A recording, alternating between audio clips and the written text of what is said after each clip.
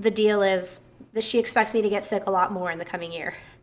Because during lockdown, we lost a lot of our immunities to just like everyday germs that, because we had like 2 or 3 years where we were having limited exposure to each other. And now that we're in the mix, like really common viruses that we would have had immunity to, we're now getting exposed to, and it's making us sick. And that's why everybody is sick.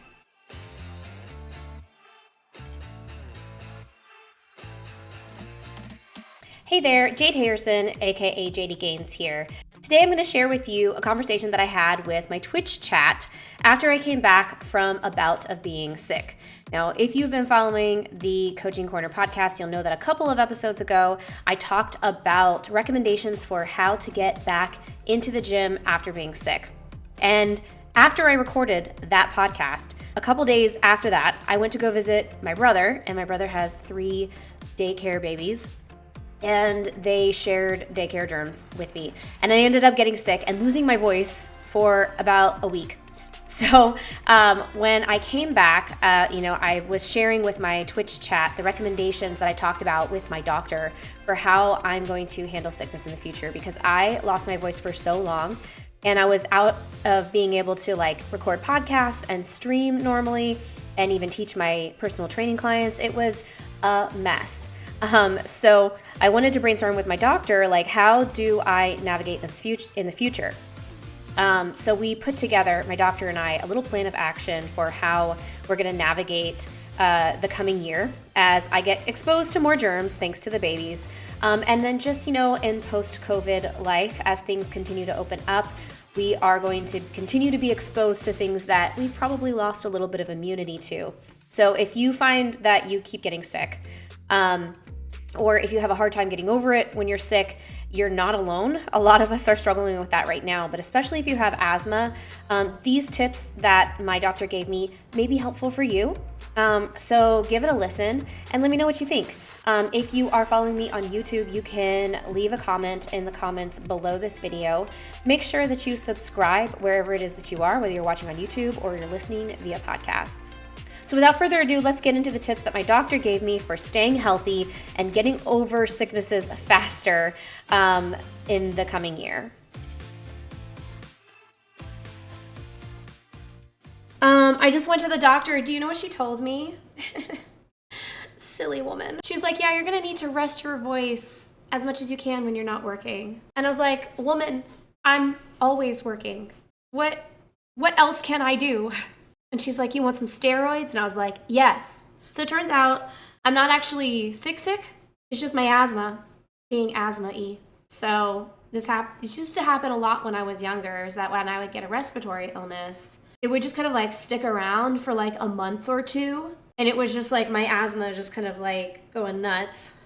But now I'm on steroids now, so I'm going to get fucking huge. Just kidding. I have some recommendations from my doctor to help me stay healthy now that we know that I'm probably just going to be getting exposed to a lot of yucky stuff because of my brother's babies. Thanks, guys. Thanks.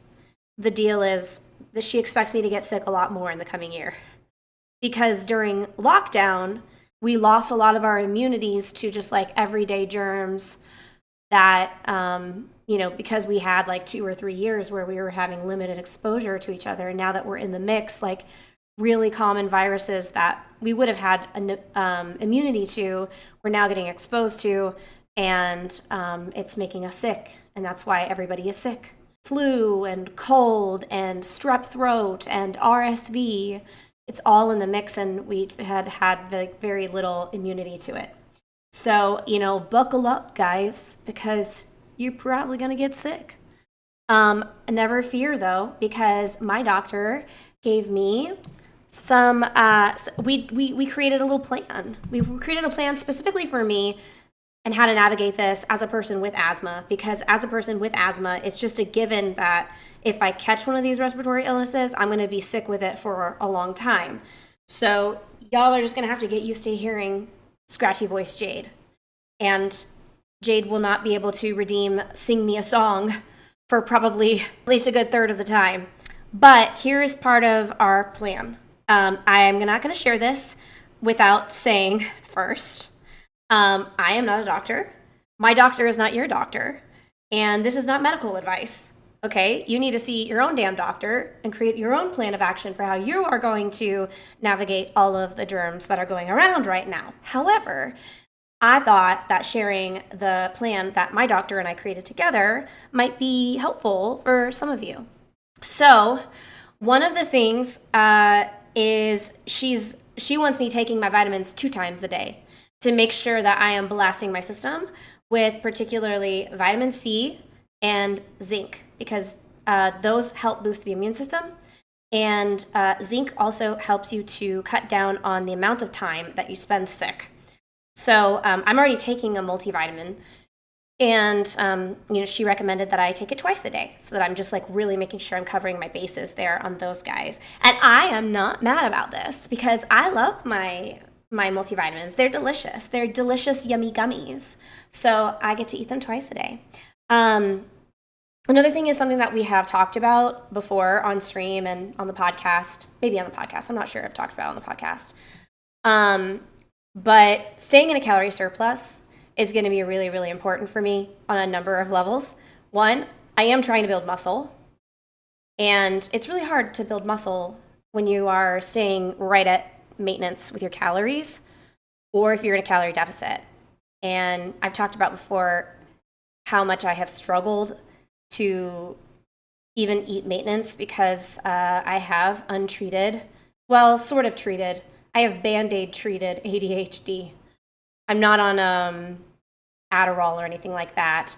When I was younger, I was like misdiagnosed as just having run-of-the-mill anxiety and OCD, which is largely the case with little girls. When little girls have ADHD, a lot of times it's misdiagnosed as anxiety or OCD, and we get put on SSRIs, which, they do help, at least with the anxiety side of things. What a borky boy. My doctor just thought, oh, she just has anxiety. And it come to find I'm one of the late diagnosed people who actually have ADHD and autism. Woohoo. So anyway, I'm not on like one of those focus stimulants, but I do drink a lot of coffee. and I am on an SSRI, which does help to a certain extent. But no matter how like medicated you are, you still have ADHD. You're always going to have ADHD. It's just that being medicated in whatever way helps you to manage it a little bit better. But you're never going to just like magically be cured and then be a neurotypical person. So ADHD, the way that interacts with a lot of people's dietary habits is it can go one of two ways. And the same person can have both expressions at different times. Sometimes they might have one expression, sometimes they might have another. For me, in general, I spend most of the time in the expression of ADHD in that I hyper-focus on whatever it is that I'm working on, and I will go hours without eating or drinking or going to the bathroom, right? And I'm in the zone, and I don't even realize that I feel hungry, or I've just gotten so used to like ignoring my hunger. And this is a real problem because what it ends up is that I'm malnourished, and I lift heavy. I work out hard, and I have a very active job. I cannot afford to not be eating the amount of energy that my body needs. And so I end up in a calorie deficit way more than I need to be, and way more than is healthy. And it makes me further exposed to getting sick. And it's always that I get sick when I have been slacking on my planned eating.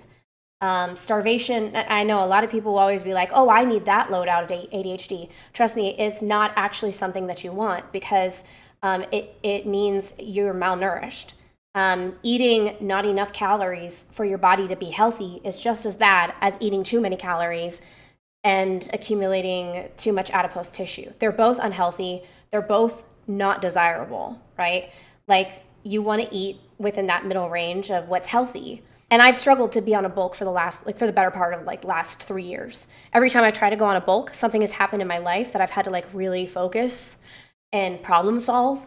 And that almost always ends up in me slacking on like eating the way that I need to eat. So staying in a calorie surplus is like number one as part of my plan for trying to avoid getting sick and spending and trying to cut down the amount of time that I spend sick when I do get sick, because my body is starved of the energy and the nutrients that it needs. And this is not to say that it happens all the time. It's just particularly when I'm working on a project. And again, like this is not something that is desirable. It's so that's one way that it can go. The other way that it can go, especially if you have ADHD, is that you can eat for a stim. Like a stim is a behavior that you do to keep your nervous system stimulated so that you can like function at a baseline. We all have stim behaviors. Even neurotypical people have stim behaviors, like fidgeting, right? It's just that for ADHD people, fidgeting is a lot more prevalent and necessary for our brains to function.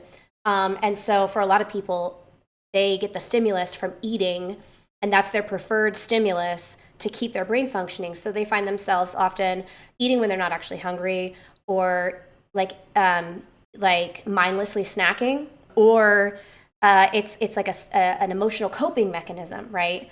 To help them maintain a good like emotional baseline. And neither is good. Neither is good.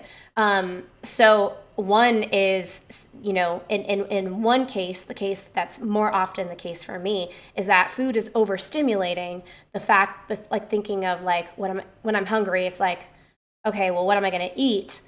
And if I haven't meal prepped, if I haven't meal planned, if I don't have anything ready to go at that moment, then the whole like having to stop what I'm doing, switch mindsets, think about like what am I going to eat, and then make the thing, right? And then sit down to eat it. By the time I sit down to eat it, I am overstimulated because I've already been hyper focused, and then I overload my brain further with these extra processes of planning what I'm going to eat and then prepping what I'm going to eat. By the time I sit down, if I try to put that food in my mouth, I will feel nauseous and gag because I'm overstimulated. So that's a really common thing to happen for people with ADHD. So I have a bunch of things that I'm going to be doing, and I'm going to share them on my podcast of like meal prep tips specifically for people with ADHD, of things, and share like my loadout of plans or my strategy for how I'm going to navigate this in the future to make sure that I'm nourishing my body with the nutrition that it needs to stay healthy and to avoid getting sick. So that's going to be like a future episode that will come out probably in a couple weeks, or maybe next week, who knows? But yeah, staying in a calorie surplus is going to be really important. Because if you think about it, like when you are in a calorie deficit, which is what we always say, is like just be aware that when you're in a calorie deficit, your immune system is going to be suppressed, right? All of your systems will be suppressed. You'll notice that your skin will kind of start to look really dry, maybe poor quality. Your hair will be more brittle. Your nails will be more brittle. All of your systems are suppressed when you're in a calorie deficit, and including your immune system, so you're more likely to get sick. So for me, staying in a calorie surplus is going to be number one, and I have a couple of strategies that I'm going to put into place to help me tackle that. And then there's a couple of like daily things that she wants me to do. Of course, I'm like on an oral steroid now, and I also have a steroid inhaler to help keep my lungs from going super crazy, and help manage my asthma a little bit better so that my lungs will be strong enough to kick whatever it is that I pick up, and get rid of the current thing that I'm struggling with. She also recommended that I neti pot every day, to help me, especially like navigate the allergy season, because here in North Carolina, allergy season is bad. We literally have like, it looks like it snows sometimes. The pollen will be so thick. It's pine pollen, I think. It's so thick. It looks like it has snowed green snow. It's super gross, dude. It's so gross. And then when it rains, because the good news is that it rains often during the pine pollen season, but when it rains, like the rainwater gets like green and it looks like there's slime on the ground. It's so gross. And you end up breathing that stuff. Like you'll like, blow your nose and it'll be like green, and it's like you're not sick. It's just pollen. It's so gross, dude. Yeah, the green clouds. It's so gross. I'll be like standing here back when I used to podcast or back when I used to stream over there. I would be like looking out the window while I was talking to the camera, And I remember like a couple years ago, just like talking to you guys, and I think I stopped and I was like, oh my God, I just saw this cloud of pollen just like over the road as someone drove by. It was so gross. So neti potting every day. But if you are going to be neti potting, what she and the neti pot people also recommend is you got to keep that shit clean. You got to wash it with hot water and soap. And it's also a good idea to pop it in the microwave for like 40 seconds to sterilize it. And you want to use only distilled water. And I asked her specifically, like, if I buy a jug of distilled water, how long can I use that on my neti pot? And she said about a month. Throw it away after a month. With me neti potting every day, I'm probably going to go through that really fast. But if you're doing it like every once in a while, just don't keep your don't keep your distilled water for longer than a month. But yeah, you wanna disinfect it before every use, or maybe after every use and before every use, and make sure you're only using distilled water. I feel like here where I live, the city that I live has immaculate water. Like we have crazy good water in this city. I feel like I could probably get away with using the city water. But there's also like lots of ways that bacteria can get in the water, even if the water from the city is good, because like, your faucets or whatever. So you just want to use distilled water with that. There are like these like little neti pot and similar companies. They make these like electronic nasal rinse systems that actually disinfect the water before it even like goes through. Like it's electronic. So you can use one of those if you don't have access to like distilled water. If you don't want to be buying distilled water all the time, you can do that.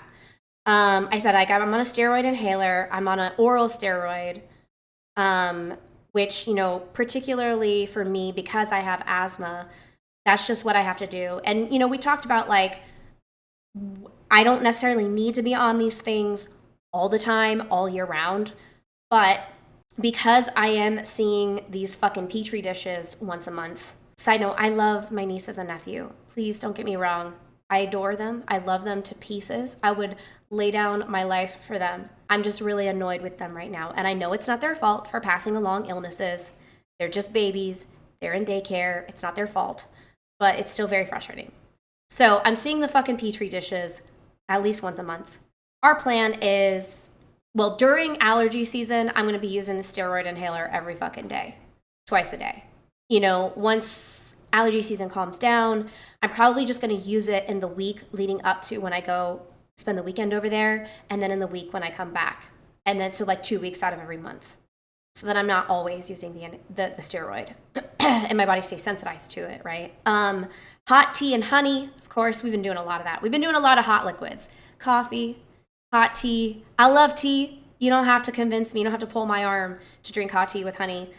Cough drops is one that I wasn't really using a whole lot of that I need to reinvest in. I need to order a bunch of new cough drops because that really did help that day that I used them. And that, yes, Shinken Green, you're absolutely right. A good household filter. I have lots of filters in my house because as a person with asthma and allergies, especially living in North Kakalaki, where the pollen is so bad. It's really important to me to have good filters. And also because I see clients at my house. I have a couple of clients who actually come to my house.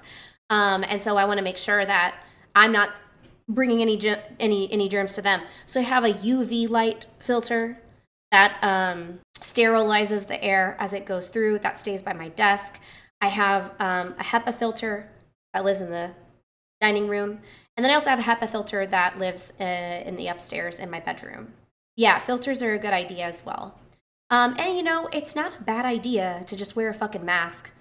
Especially if you're going to a place where like it's really heavily populated and you want to reduce your exposure. I know a lot of people feel some type of way about wearing a mask, but if you're concerned about like your exposure, it's an easy way to kind of at least reduce that. And if you do get sick, it's conscientious for you to wear a mask to avoid, sharing germs with other people, Also, in addition, as part of like calorie surplus is, of course, and I say this all the time, you need to make sure you're eating enough protein and enough vegetables. And, those two things actually play a key role in your immune system. So I'm going to, in addition to just trying to eat in a calorie surplus, I'm going to really focus on getting lots of good veggies in and make sure that I'm reaching my calorie goal. Jade is just a bunch of filters and a trench coat. Yeah, basically. So yeah, that's our plan. And I'm hoping that I can reduce the amount of time that I spend sick in the coming year. But again, like, she was saying, is because now I work in a facility, like an in-person facility. However, that in-person facility also has UV filters. We use UV filters in my facility, which I think, like, that's another reason why I'm a big fan of that place. Like, I feel safe working there, from germs. Oh yeah, so anyway, with me working in a facility and visiting the babies, it's just kind of a given that I'm going to spend more time in the coming months sick than I did in the same months last year. And so, what I can do is try to keep myself healthy and reduce the amount of time that I spend sick.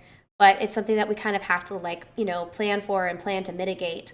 So that's our plan. I thought I would share it with you guys because I know some of you guys also might have asthma, or you guys are probably also getting exposed to all this stuff. And, we're in this together. But I also don't want you guys to fear like losing your gains, when you get sick. It's just, it's a part of, like, everybody gets sick. Even like competitive bodybuilders, competitive powerlifters, everybody gets sick, And so what if you lose a little bit of strength? It's going to come back, You might feel like shit because your cardio, especially if you get a respiratory illness, your cardio is going to go downhill. But it will come back, especially once you get healthy. It'll come back. It'll come back pretty fast. So, don't worry about that. Thank you so much for watching or listening wherever you are. Make sure that you subscribe to the Coaching Corner podcast, either on YouTube or wherever it is that you listen to your podcasts. Again, I'm Jade Harrison, aka JD Gains. You can come hang out with me when I'm live on my Twitch channel. That's twitch.tv/JDGains. I go live twice a week on Tuesdays and Fridays. And also make sure that you subscribe to the email newsletter where I send out lots of goodies every week, including announcements for the podcast as well as different things that we have going on in the community. If you are interested in working with me or you want to try one of my workout programs, check out my website, jdgains.com. Now, I will see you in the next episode. I hope that you enjoyed this one. Don't forget to make sure you drink some water, eat your veggies, eat your protein, and prioritize your self-care, and I will see you soon.